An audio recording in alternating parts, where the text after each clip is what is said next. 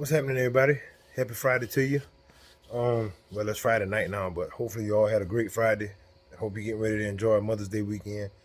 I'm coming to you right fast to try to give you a quick little video, as I promised before that I wasn't gonna do or take nothing off this 400 without trying to bring y'all along with me. So before me and my son go home, I wanna pull the valve covers, take my engine lift plate off of it, and I want to see, like where the cast numbers are and do a little bit of investigating on the cylinder heads.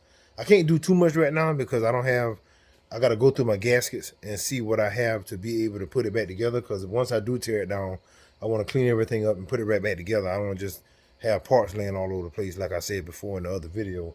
So I'm going to go ahead and get ready to pull the valve covers off, let y'all see what that look like. As always, I'm open to suggestions and like somebody that got like some knowledge that I don't have, say, hey, Bobby, this is such and such and such, and I noticed from that casting number or that marking number or whatever that these would be better or that would be better, or et cetera, et cetera. So real quick, I already got my tools and stuff set out. I'm gonna go ahead and take the engine lift plate off. Of course, I'm not keeping that intake. And I'm gonna do a little bit of research on what's inside the valve covers. So let's go check that out, and let's see what we got. All right, y'all, we in the shop. I got my handy dandy half-inch drive socket. Got my, what is this, 7/16, I think it is. Yeah, 7/16 socket. Got my battery powered Milwaukee ratchet. Look here. It took me a long time. Just a short story on this here. I'm not trying to get sponsored by Milwaukee or whatever, but it took a long time for me to even buy one of these, because I was like, hey, if it ain't air, it ain't nothing. But this thing here is so convenient, man. I mean, I did a tune-up on a 2018 or 19 Armada and Titan, which pretty much the same thing, just one of them is an SUV, at my dealership store. And I only had this, a swivel, and a short 10, and then of course what I needed to take the spark plugs out. I mean, it worked wonders. So if you guys that are technicians or you just gearheads alike, invest in you some type of battery powered ratchet, man. I mean, you don't have to trip over the cord. I'm not saying that air is going away, because you're gonna need it for certain stuff, but it's way more convenient to have something like this to work with and do whatever you got to do, especially in my profession where time is money. You need something to be able to, make your job easier.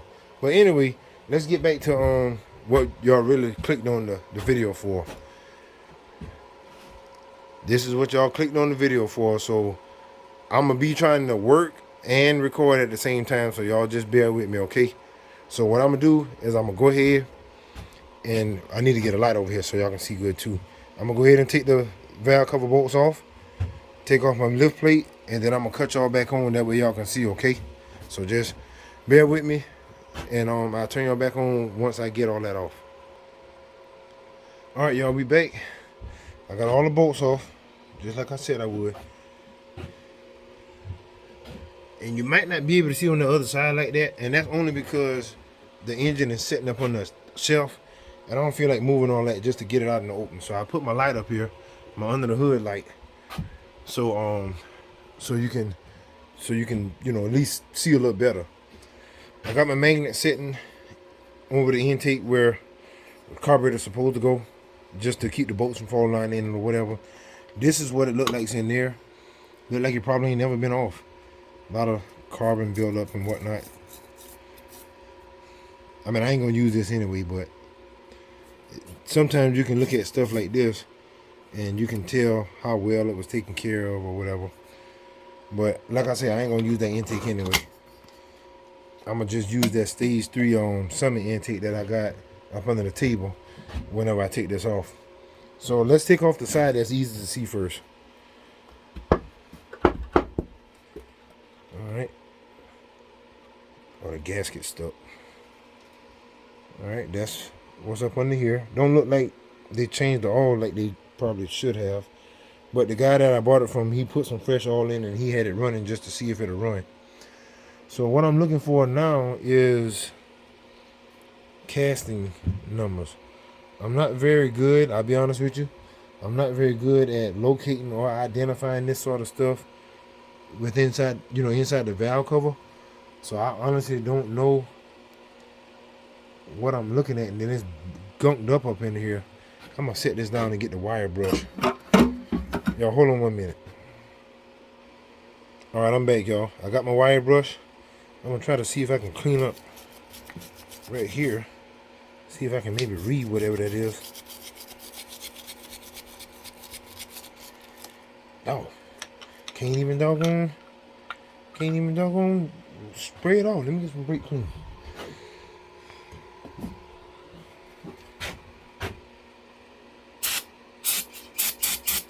Yeah, that did the trick. Clean it off a little better. See what this joke will say.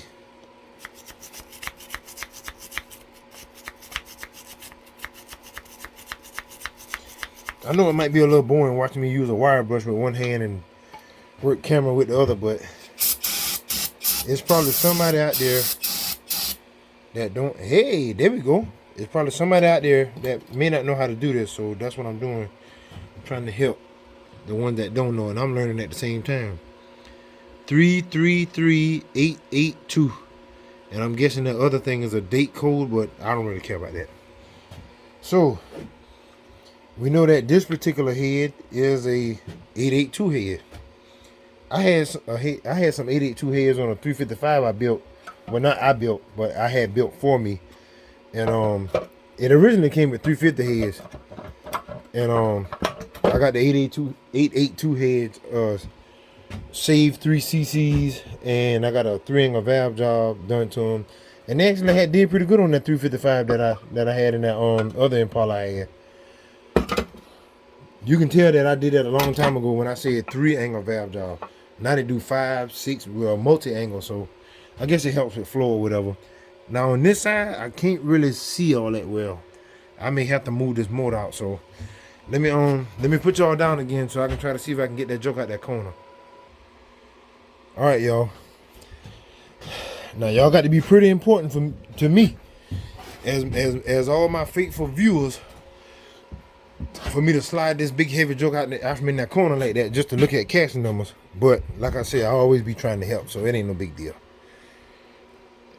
So let's see what this one. Let me spray it off again. Might as well spray it because you can't see nothing.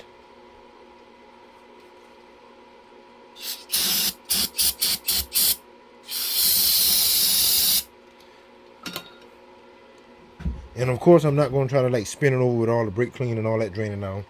I'm just doing this for inspection purposes. Yep, 333882.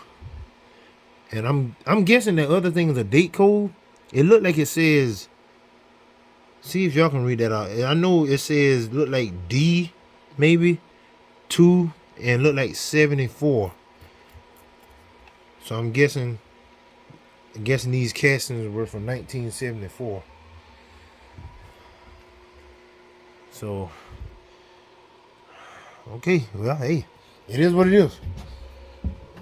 I'm not gonna say that I'm like super excited or whatever. I'm right now, as of right now, I'm only doing an inspection so I can see what I know I got to get just to get it running. But I'm gonna talk to y'all again. I'm gonna put this here back, and then I'm gonna get on the couch. Just in case y'all don't know, that's the couch that I had made out there. For those who've been following the channel from day one, they know where that seat came from. But anyway, I'm gonna put this back and I'm gonna get y'all on the couch, and then we're gonna have a little bit of talk. So just stay tuned. All right, y'all, we back on the couch. Now, let me go ahead and try to make this, I guess, kind of quick on account of I don't want the video to be too long. Like I said before, my intent is to just do a regular, bone stock factory rebuild. Lord willing, when I get a chance to tear it down, after I go through the gaskets that I still have and add. I got to get at least head gaskets because the gasket kit I got is for 350 small block Chevy, and I know that those head gaskets got to get the 400 need got to have the provisions for the steam hose. So I don't want to have the right parts and then put the wrong gasket in, and then I deal with overheating issues.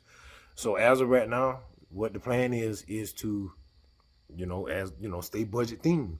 If I had the money to get some of the stuff that I got going on in my imagination, aluminum heads, hydraulic roller cam kit, all that good stuff, then yeah, shoot, I'd go ahead and tear it down now, get it sent to the machine shop and get the short block prep and then put it back together. But as of right now, all I'm trying to do is get me something decent the way I can put in that Impala and then get it on the road. So thank you in advance for the suggestions and especially Mr. John, John Schaefer. He's been a long time supporter, man. He's been there when I had like only a little bit of subscribers, and he always say something encouraging. He not the only one, but he the one that come to mind. Like I don't held conversation with this guy over just in the comments, because I try to engage with you guys. When y'all ask me questions, I try to answer them and help y'all and be a blessing to y'all. And when I don't know, I try to absorb whatever information that y'all feed me as well. So it goes both ways, and I appreciate that. But back to it, Mr. John always tell me stories about what he had in the old days and the stuff he got now and what works and what don't, and the experiences he had, and that's very, very helpful. That's why I always tell y'all I'm okay with getting suggestions from y'all and listening to what y'all think would work and all that,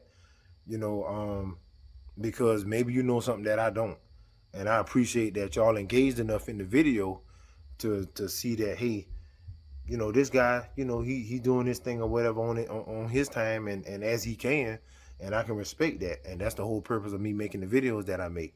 Trust me, if I had the money that some of these people on TV have, then of course I'll be going and fabricating this and ordering that, and then next thing you see some frame off whatever on my videos. But my channel ain't about that, so I'm doing what I can with what I have access to. And I encourage you all to do the same thing. If you can't do it on a big stage, shoot, do it however you can.